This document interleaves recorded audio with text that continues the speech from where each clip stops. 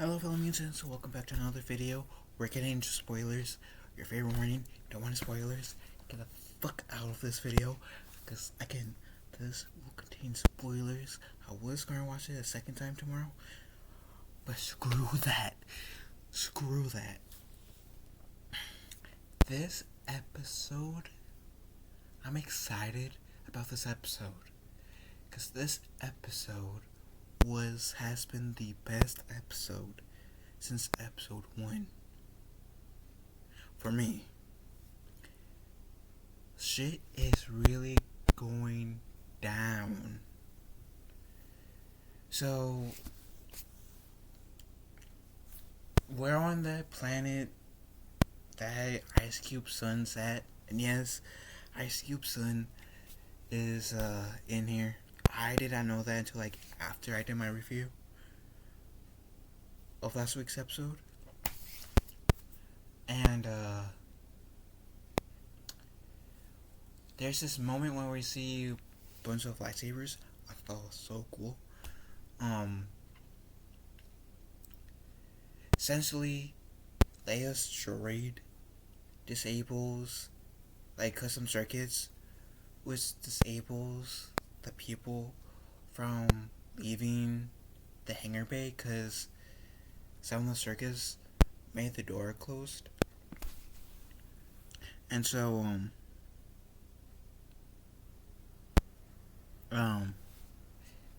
they need to fix the issue so they can go. Ice Cube's son tries to do that and he fails, and you can go there's this ventilation shaft that's small, too small for an adult, but that's why they got Leia, right? That's exactly why they got Leia in the show, right? So she can go in that vent and see what the problem is, which is essentially cures Lola, her droid, because she plucked out the tracker that their sister gave. Put on Lola. I said okay. I kind of expected Leia would be involved in taking the tracker out somehow.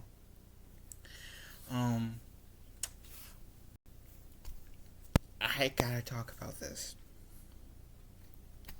We get Vader. I feel like in this episode we get a bit more Vader than we got in a single episode so far. But we don't only get Vader, y'all. We get Anakin, mother effing Skywalker. But it was around the Attack of the Clones version of Anakin. And we see Obi-Wan and Anakin dueling. They're practicing.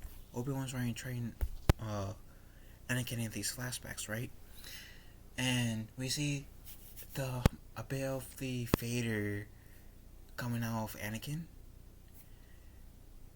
And the only reason why he's being more aggressive is because he wants to prove himself. And Obi-Wan calls that out. And he says your thirst for impressing people or whatever, be on top, is blind you. And essentially Obi-Wan overcomes Anakin, gets his lightsaber. He said, and Obi-Wan says, as long as you continue this path, a Padawan, you will always be Anakin. And then he walks away, giving Anakin's lightsaber back. I thought that was pretty cool. I mean, of course we knew that Anakin became a Jedi Knight in the Legends, in the Clone Wars show that had 2 seasons. He became a Jedi Knight due to there being a need for more Jedi Knights. So Anakin was promoted to Jedi Knight before he was ready, technically. I'm not sure how he became a Jedi Knight in here exactly. I'm guessing at the moment, unless somebody tells me otherwise, because I haven't read any of the expanded universe books since Disney bought Star Wars. But I'm guessing they're going to work in the same formula as Legends, due to their needing to be more Jedi Knights.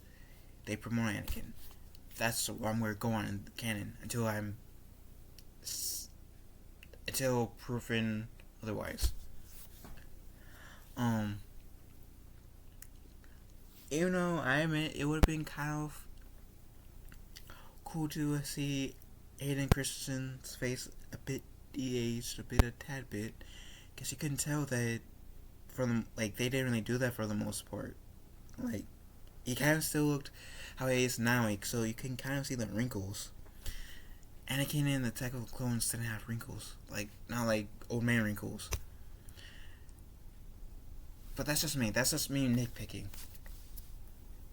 But I enjoyed the flashbacks nevertheless. And I think that will be like a prelude to what we can expect in the next episode.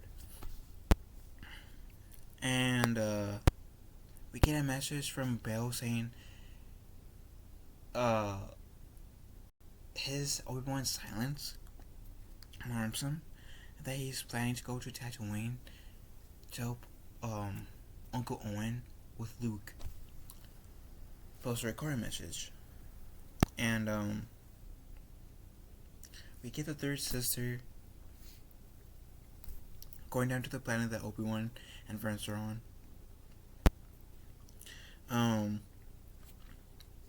Obi-Wan wants to talk. I'm actually find out how the third sister knows that Anakin Skywalker is Darth Vader. It's because she was there, obviously from the first episode we knew that she was there at Order 66. But we didn't know how she knew Darth Vader was Anakin Skywalker. Or Anakin Skywalker was Darth Vader underneath the Vader suit. It turns out, when that Order 66 happened, of course, when Anakin slaughtered all the Jedi Temple,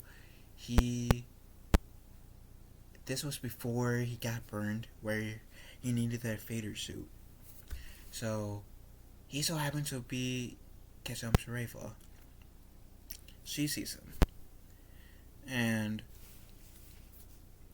she sees him killing her friends, which are also younglings. And I'm pretty sure that he stabs her once. But she also said that she pretended to be dead. So I don't know how she survived. If Anakin or Vader, whatever, stabbed her. I don't know how she survived that if she got stabbed as a kid.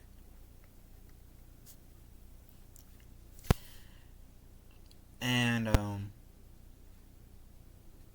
it turns out that Reva only became an Inquisitor to essentially get revenge and to avenge her friends on Skywalker, who is Vader at this point.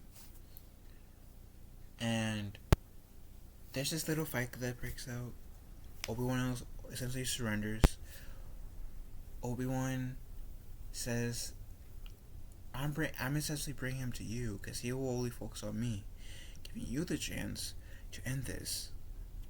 Which essentially our friends leave, essentially goes in their vessel, leaves to off planet. Vader essentially comes there too late, and I like how they tricked Vader between which ship they were using. I thought it was a pretty nice tactic on their part, really do. And then we see the third sister try to kill Vader. And I gotta say, I really enjoyed this fight. Especially seeing Vader toying with her for a bit. I thought that was cool. And I immediately laughed a few times at this fight because Vader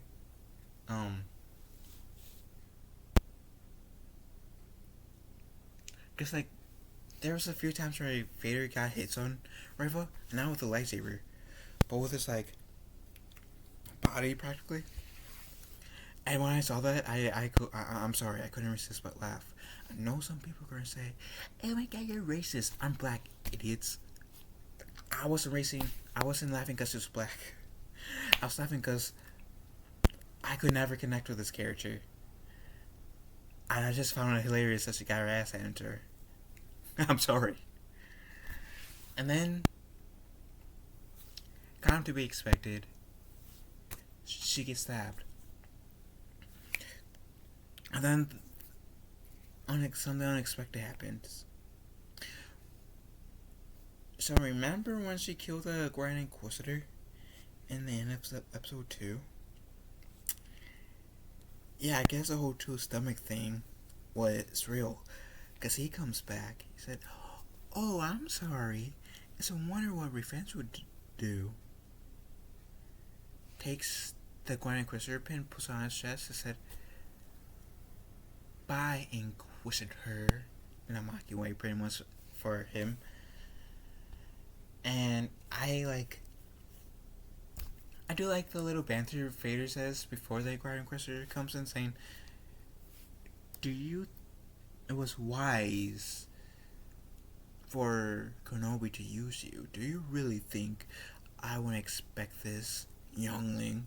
So this proves right here that Vader either knew since the end of episode 2 or shortly after episode 2, or he knew the entire time and he was pretty much catfishing her. Either way, I like the banter. And she sees the comic that Obi-Wan was using, sees Pill. Somehow she is still surviving. So I'm guessing she doesn't die. I swear, this is gonna be like this is gonna be another incident like the Rise of Skywalker, where the leaks turns out to be true. Potential spoiler alert for episode 6. Did hear that Reva was going to sacrifice herself for Luke.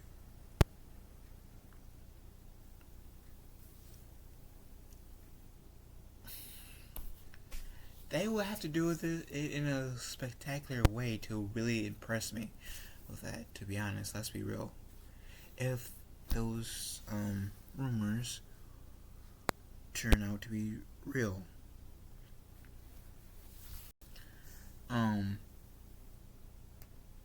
It just definitely intrigues me. That's for sure.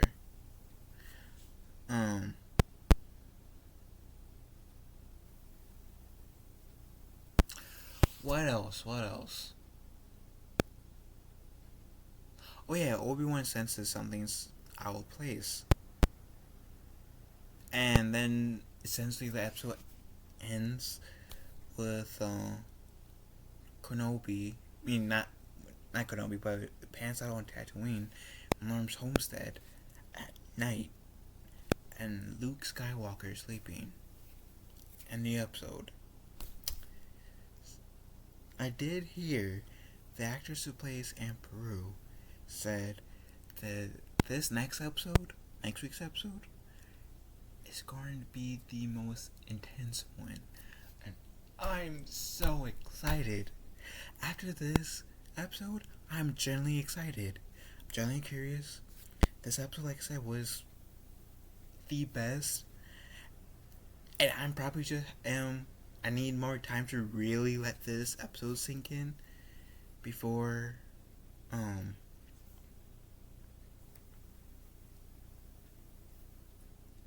really for me to say whether or not if I'm genuinely excited about next week's episode, or I'm just excited because I really enjoyed this episode. But regardless, I am genuinely excited for this episode that's coming out next week. based on this episode. Because this episode, for the most part, has pleased me. I would have liked to have seen Rifo die. I think that would have been impactful, but I think it was great. Overall, this episode gets a 7.5 out of 10 for me. A 7.5. I will compliment like the content from like that we get from Star Wars. One is good. One, I enjoy it. I definitely enjoy it. I will criticize it when I dislike something. And overall, I liked it. 2 thumbs up, 7.5 out of 10 stars. I enjoyed it. It's freaking awesome. I love this. So far, other than episode 1, this has to be my favorite episode. Other than episode 1. And mainly it's partially to do with having flashbacks of Obi-Wan and Anakin. That was sweet. So, that said, let me know what you guys think in the comment section down below. Do you guys enjoy this episode? Dislike this episode? Let me know in the comments down below. And love you all. Thank you so much for watching this video. I'm Gordon Jet. Stay awesome, my friends, and may the force be with us all.